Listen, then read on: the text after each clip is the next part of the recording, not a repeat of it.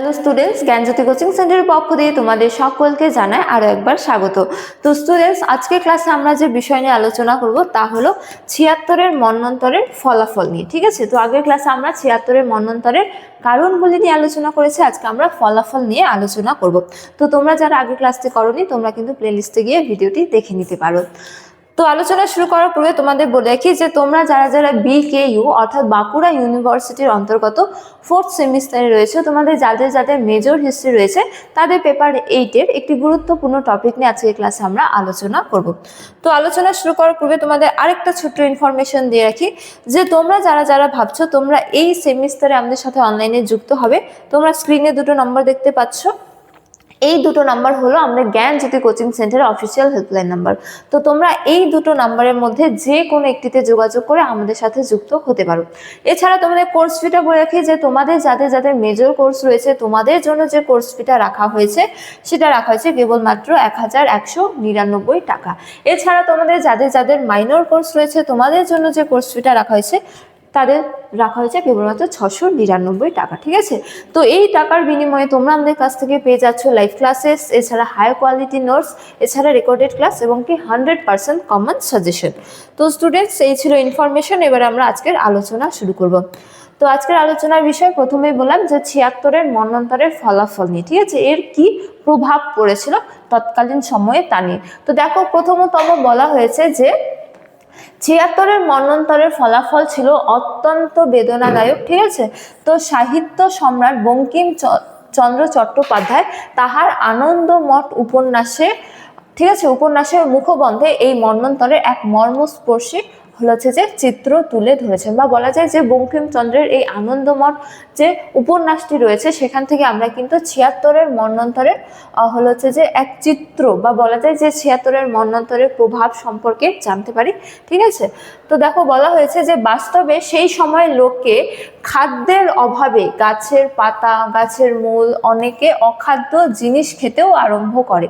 তাছাড়া অনশনের মধ্য দিয়েও জীবন অতিবাহিত করেছিল, কিন্তু মহামারী দেখা দেওয়ার ফলে হাজার হাজার মানুষ মৃত্যুর মুখে পড়ে। তাছাড়া সেই সময় প্রবল জনসংকটের জন্য অনেক মানুষের কি হয়েছিল, মৃত্যু হয়েছিল।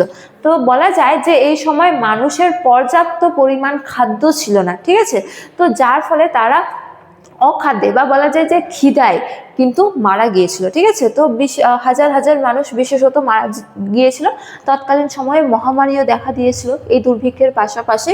তো বলা যায় যে এই দুর্ভিক্ষের ফলে হাজার হাজার মানুষ মহামারী এবং দুর্ভিক্ষে বা অখাদ্যের ফলেও মারা গিয়েছিল। ঠিক আছে, তো বলা যায় যে এই সময় মানুষেরা খাদ্যের ঘাটতিতে গাছের পাতা, গাছের মূল এবং অনেকে অখাদ্য জিনিস খেতেও আরম্ভ করেছিল। ঠিক আছে, বা বলা যায় যে এই দুর্ভিক্ষের ফলে প্রচুর পরিমাণে মানুষ কিন্তু মারা গিয়েছিল। ঠিক আছে, খাদ্যের অভাবে।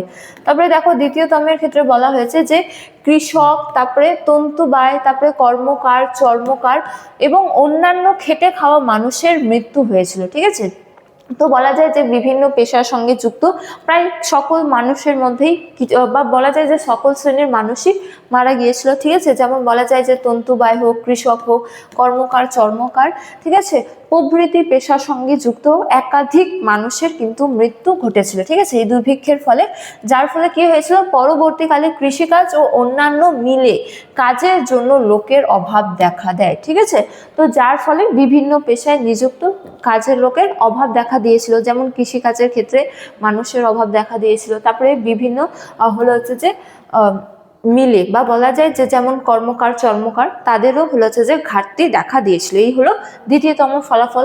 তারপরে তৃতীয়তমের ক্ষেত্রে বলা হয়েছে যে এই মন্বন্তরের ফলে বাংলার আইন শৃঙ্খলা একেবারেই ভেঙে পড়ে। ঠিক আছে, তো লোকে খাদ্যের অভাবে বিভিন্ন দুর্নীতিমূলক কাজে জড়িয়ে পড়ে। ঠিক আছে, মানুষের কাছে তেমন হচ্ছে যে খাদ্য, মানুষের প্রধান প্রয়োজন কি খাদ্যের, কিন্তু তাদের পর্যাপ্ত পরিমাণ খাদ্য ছিল না। তো যার ফলে তারা বিভিন্ন হচ্ছে যে পেশা ছেড়ে তারা দুর্নীতিমূলক কাজে জড়িয়ে পড়েছিল। ঠিক আছে, এটি হলো অন্যতম ফলাফল। যেমন বলা হয়েছে যে সামাজিক দুর্নীতি ও অবক্ষয় একটি চরম সীমায় পৌঁছে যায়। ঠিক আছে, তো এই সুযোগে উত্তর ভারত থেকে দলে দলে সন্ন্যাসী ও ফকিরদের ছন্দবেশে ডাকাত ও লুঠেরার ঠিক আছে, দল গ্রাম বাংলাকে লুটপাটের মাধ্যমে শ্মশানে পরিণত করে।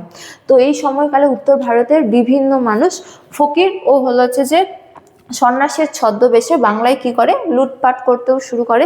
তো যার ফলে বাংলার কিন্তু এক ভয়াবহ চিত্র বা বাংলা তৎকালীন সময়ে এক ভয়াবহ পরিস্থিতির মধ্যে পড়েছিল এই দুর্ভিক্ষের কারণে। যা হলো এই দুর্ভিক্ষের অন্যতম প্রধান ফলাফল, যে দুর্ভিক্ষে হচ্ছে যে নিজ নিজ পেশা ছেড়ে মানুষ খাদ্যের তাগিদে দুর্নীতিমূলক হচ্ছে যে কাজে জড়িয়ে পড়েছিল। তো এই দুর্নীতিমূলক কাজের পাশাপাশি বিভিন্ন অঞ্চল থেকে, বিশেষত উত্তর ভারত থেকে এক বিপুল পরিমাণের হচ্ছে যে মানুষ ডাকাত বা সন্ন্যাসের ছদ্মবেশে বাংলায় কি করেছিল, আবার লুটপাটও করেছিল, যার ফলে বাংলারও কিন্তু অবস্থা একেবারে শোচনীয় হয়ে পড়েছিল। তারপরে দেখো বলা হয়েছে যে ৭৬-এর মন্বন্তরের ফলে ঠিক কত লোকের মৃত্যু ঘটে সে বিষয়ে ব্রিটিশ কর্তৃপক্ষ মহলে বিতর্ক থাকলেও একথা স্বীকার করতে দ্বিধা নেই যে দুর্ভিক্ষের পর জনসংখ্যা একেবারেই কমে গিয়েছিল, যার পরিণতি হিসেবে জনশূন্য গ্রামগুলি তাড়াতাড়ি জঙ্গলে পরিণত হয়। তো এই দুর্ভিক্ষের ফলে ঠিক কত মানুষের মৃত্যু হয়েছিল সেই সম্পর্কে কিন্তু সঠিকভাবে কিছু জানা যায় না, ঠিক আছে। তো ঐতিহাসিক মহলে এই মতামতটি নিয়ে একাধিক বিতর্ক রয়েছে, কিন্তু তা সত্ত্বেও বলা যায় যে বিপুল পরিমাণে কিন্তু মানুষের মৃত্যু ঘটেছিল, ঠিক আছে, যার ফলস্বরূপ বলা যায় যে গ্রাম বাংলার বিভিন্ন অঞ্চলের গ্রামগুলি জনশূন্য হয়ে পড়ে, বা বলা যায় যে যেখানে একসময় গ্রাম ছিল সেটি জঙ্গলে পরিণত হয়, কৃষি জমি পতিত অবস্থায় পড়ে থাকে, কেননা মানুষই ছিল না কৃষিকাজ করার জন্য। সুতরাং বলা যায় যে বিপুল পরিমাণে মানুষের মৃত্যু ঘটেছিল, ঠিক আছে, এই দুর্ভিক্ষের ফলে। তো দেখো পরিশেষে বলা হয়েছে যে ১৭৭০ খ্রিস্টাব্দে ব্রিটিশ পরিচালক সভা ৭৬-এর মন্বন্তরের ফলে অদ্ভুত অরাজকতার জন্য দ্বৈত শাসন ব্যবস্থাকেই দায়ী করেন। তো এই যে ৭৬-এর মন্বন্তর, এর প্রধান কারণ হিসেবে দ্বৈত শাসন ব্যবস্থাকে কিন্তু দায়ী করা হয়, ঠিক আছে। তো নতুন গভর্নর জেনারেল ওয়ারেন হেস্টিংস পরিচালক সভার নির্দেশে দ্বৈত শাসনের অবসান ঘটিয়ে নিজ হাতে, অর্থাৎ কোম্পানি নিজেই শাসন কার্য পরিচালনা করতে কি করে, শুরু করে। তো এই ৭৬-এর মন্বন্তরের পরবর্তীকালে বাংলা যে দ্বৈত শাসন ব্যবস্থা প্রচলিত ছিল সেই দ্বৈত শাসন ব্যবস্থার কিন্তু অবসান ঘটেছিল এবং কোম্পানি সমস্ত শাসন কার্য নিজ হাতে গ্রহণ করেছিল, ঠিক আছে, এই দুর্ভিক্ষে পরবর্তীকালে। তো এগুলি হলো ৭৬-এর মন্বন্তরের কতকগুলি ফলাফল বা প্রভাব, ঠিক আছে। তো স্টুডেন্টস, এই ছিল আজকের আলোচনার বিষয়। আজকের ক্লাস এতটাই।